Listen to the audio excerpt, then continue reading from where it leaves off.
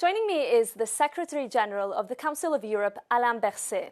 He heads the Strasbourg-based organisation responsible for upholding human rights, democracy and the rule of law across its 46 member states.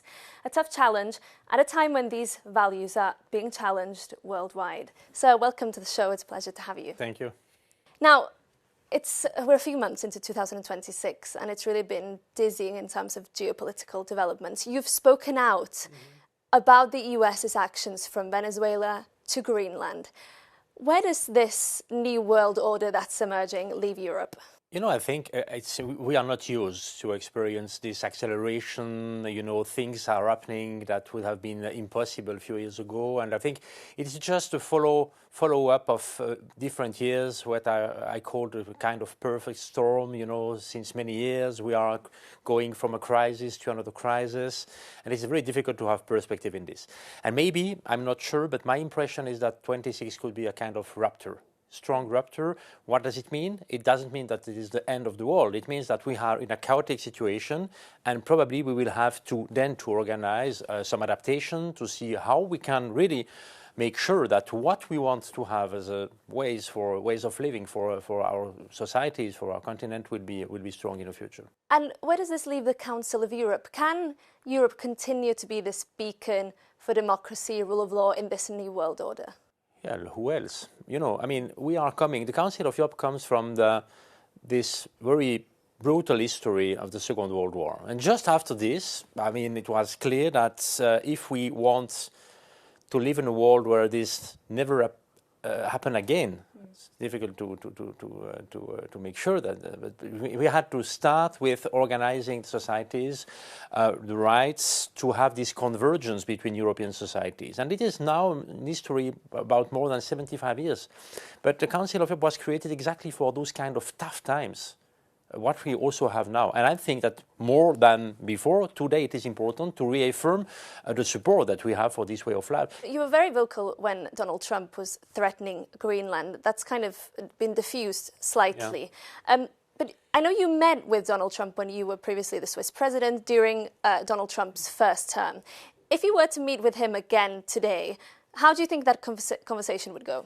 First thing, I can't remember, as I met him for a bilateral meeting in 2018, he was mentioning exactly what's happening today. He was mentioning trade balance. He was mentioning Greenland. He was mentioning this, but not maybe able to make it happen. Today it is different. And I mean, we need not only to take this seriously, but also to think about what it means for the world we want to live in.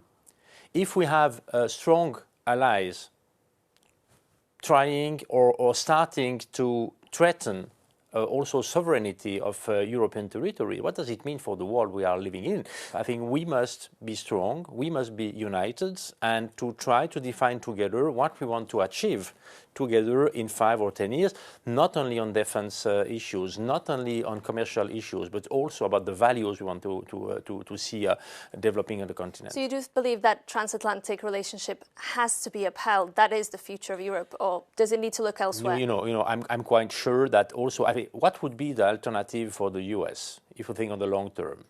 I mean, it's quite clear that the best possible alliances for the US is Europe. Or I don't see the alternative. I mean, if we just think in their perspective, what are you looking for?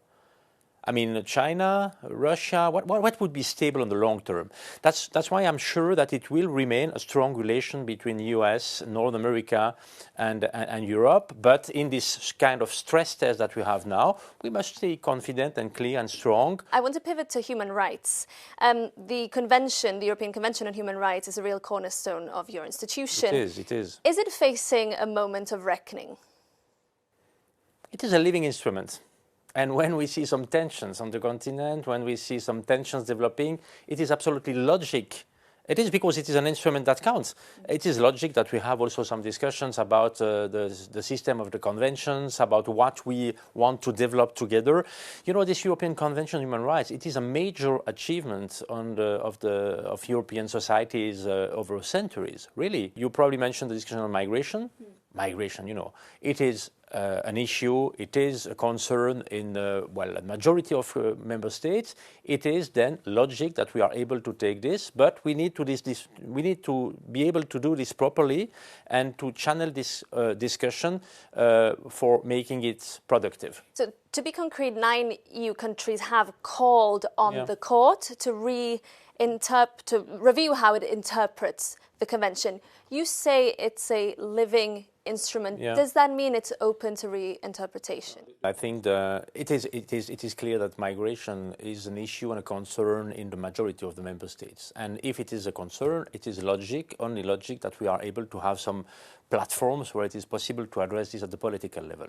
But I was clear with this intervention, this letter, the way they choose to act is wrong. It is not possible and not good to start making political pressure on the court. What would you say if when a tribunal in a country is taking a decision, if it is not in the sense what the government was expecting, that the government will make a pressure and say, please change your decision. It is not okay. It is not the way we want to see rule of law implemented. We should have the courage to start a political discussion and then to see what it happens. And that's why, while I was really clear about the methods, it is wrong, but the concern is real, and we need to address this in a positive and productive way. And what is productive? It is to have this discussion back in Strasbourg, and it is then to have this discussion at the political level, and that's exactly why we organized in December, on my invitation, a ministerial conference on this issue at the Committee of Ministers of the Council of Europe. But the result in terms of the reinterpretation of the convention, do you still see that as a possibility as things stand now? I think, the member states need to decide. What I see at the moment, there is no consensus at all about the fact that we should do steps further than to start with a political discussion, to prepare, a statement and a clear position of the Council of Europe. We need to find, as far as possible, a consensus for this, and then to see what will happen with it. And do you feel this could be a slippery slope in terms of reopening these basic concepts within the Convention? What we are doing now will be really, extremely observed. What will happen now with migration, it would be possible for other countries to choose the same way, maybe to put in discussion other rights. I also told this to some of the exponents. They wanted to have migration discussed, and I was just telling them, okay, at the political level, but we must be really careful, because we have maybe other countries ready to open the same kind of discussion on the rights, and maybe then we won't agree about this. Your institution also has a very prominent role in establishing the Special Tribunal for Crimes of Aggression against Ukraine, along with the European Union and Ukraine itself. How important is it for you that those responsible for these crimes are eventually they're tried before a court of law? When you have an aggression, there is an accountability. When you have destruction and suffering, there is accountability. And at the Council of Europe, it is where we really have a strong added value supporting Ukraine with the European Court on Human Rights, addressing every day thousands of cases of violations of human rights in the case of the conflict in Ukraine. We have now the register of damage and the claims commission for reparation, and the third pillar, I would say, is the special tribunal. I had the privilege to sign with President Zelensky an agreement on this. Now we are preparing, but we really need to make some progress and to have countries. There is the need to have a political will to join those instruments about accountability. You mentioned the political will. Is it also certain that countries are willing to contribute financially to this? Are you facing problems in getting the money? It is never certain, we need to make some progress, and it is exactly the role that we have. We need to start not thinking about the next steps too far. We need to think about the next step and the step after, but not the And what are the immediate next steps? And at the moment, the next step, we have now the funding from the European Union, 10 million for organizing all legal framework, organizational issues, logistics, all things. We have a so-called advanced team doing this right now, and we will be ready to have then states joining. But now we need also to have clear views on the costs, budgets, to have clear support for the budget, because the Council of Europe is definitely not able to do this. I mean, it's much bigger than we are. Doesn't this concept of accountability need to have more of a focus in the ongoing peace talks, do you think? I think there is clear that it is part of the whole discussions. Maybe not always in a positive sense, by the way, but it is part of What do you mean by that? I just observed that in the first so-called peace plan in 28 points, one point was not about accountability, but about impunity. That's not a positive development, to have this discussion, but it underlines that it is part of the whole discussions. And our role, I think, is to make this link between the rule of law, democratic values. It is linked with responsibility, and where there is responsibility, there is also accountability. And that's exactly what we promote. Finally, just your thoughts on Iran, because we have talks now between Tehran and Washington to diffuse the tensions there.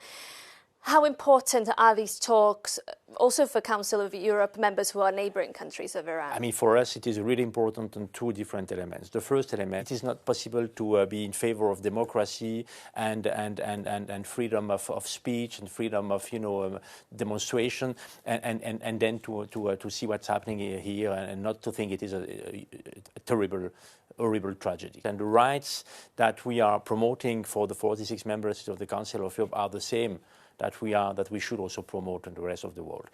Second point is about the regional stability. We have at the Council of Europe 3 countries with borders with Iran.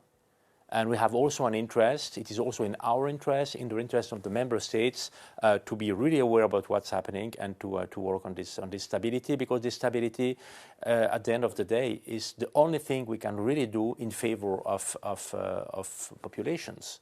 And why are we doing all this? Not for ourselves. We are doing this because we have populations living on the continent and with the right to have perspective, stability and good possibilities for their own development, for their families, for companies and for the countries. Alain Berset, thank you so much. Thanks.